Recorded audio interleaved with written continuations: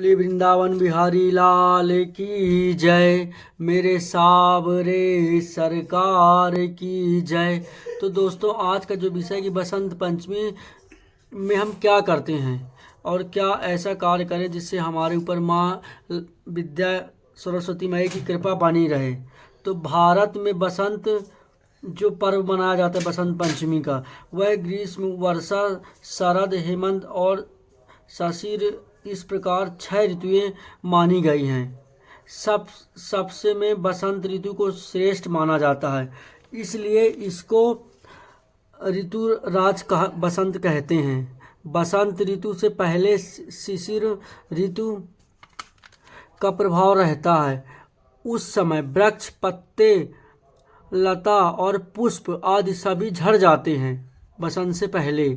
इसके बाद जब बसंत ऋतु आती है, फिर से नए पेड़ों पे नए वृक्षों में नए पत्ते, फूल सब नए तरीके से छोटे छोटे होकर बड़े दिखते हैं और सुंदर वृक्ष बन जाते हैं।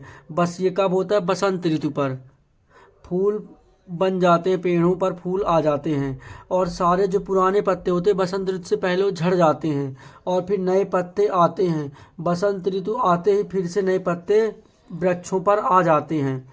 इस ऋतु में ना सर्दी ना गर्मी होती। ये जो बसंत की ऋतु होती है ना, इसमें सर्दी होती ना गर्मी होती है।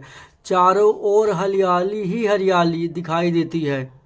आम के वृक्षों पर कोयल की कूकने की ध्वनि बड़ी ही सुंदर लगती है। वायु में मदकत आ जाती है। इस ऋतु में मनुष्य फुर्तीला हो जाता है और नए जीवन और नए यौवन फिर से अनुभव होने लगता है। फूलों की भरमार हो जाने के कारण इस ऋतु को कुसुमकार अन्यथा फूलों की खान भी कहते हैं।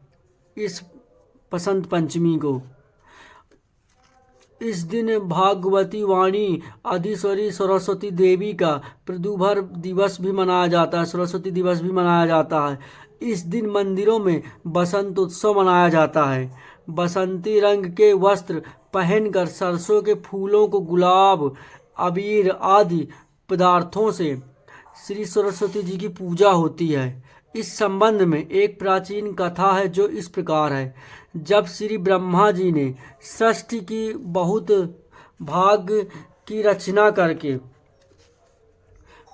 कर डाली, तो एक दिन वह उसको देखने के लिए निकले।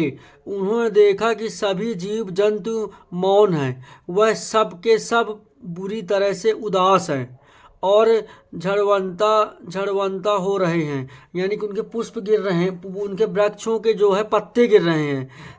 तब ब्रह्मा जी ने यह देखकर सोच में पड़ गए कि ऐसा क्या हो गया जो सारे वृक्ष उजड़े उजड़े लग रहे हैं।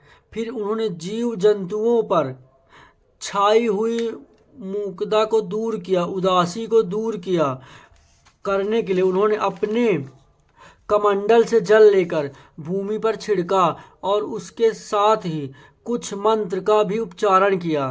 तभी वहां पर एक सरस्वती देवी प्रकट हुई।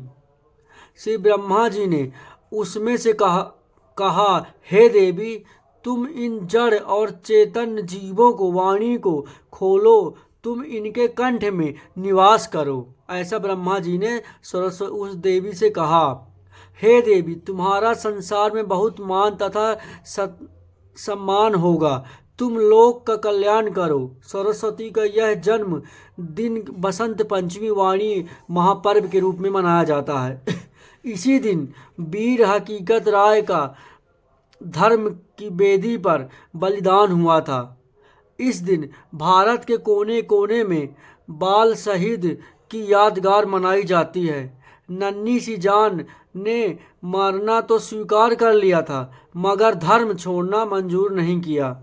इस प्रकार ब्रह्मा जी के कहे वचनों के से सरस्वती मैया हम सभी को विद्या ज्ञान देती हैं और जो वृक्ष और जीव जो निर्जीव हो गए थे उन पे दोबारा से जान डाल देती हैं।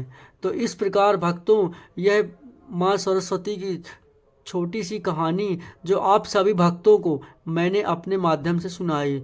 तो आप सभी बोले सरस्वती मैया की जय। जय जय श्री राधे, जय हो मेरे सावरे सरकार की जय।